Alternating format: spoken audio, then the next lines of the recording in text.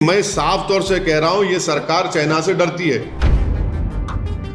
वो जो 65 में से 25 पेट्रोलिंग पॉइंट पर हमारी फौज पेट्रोलिंग करती थी, वो हम कर पाएंगे नहीं कर पाएंगे। आप सरकार में हैं, आप पावर में हैं, आप प्रधानमंत्री हैं, आपकी पार्टी है, आप इसको क्यों नहीं कर पाते हैं? रोक क्यों नहीं कर पाते इन चीजों को आप? सर, और एक इशू है, गवर्नमेंट ने प्रोटेस्ट लॉन्च किया है। New China country, they are saying that they are already in Ladakh.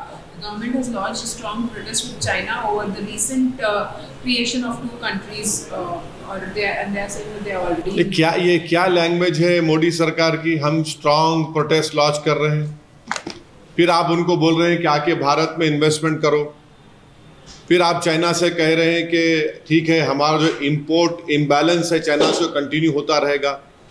एक पॉलिसी तो रखिए ना। और हमको ये भी नहीं बता पा रहे हैं सरकार कि वो जो 65 में से 25 पेट्रोलिंग पॉइंट पर हमारी फौज पेट्रोलिंग करती थी, वो हम कर पाएंगे नहीं कर पाएंगे।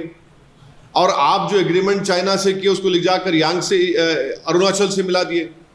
तो ये कोई चाइना की पॉलिसी नहीं है। मैं साफ तौर से कह रहा हूं, ये सरकार चाइना से डरती है।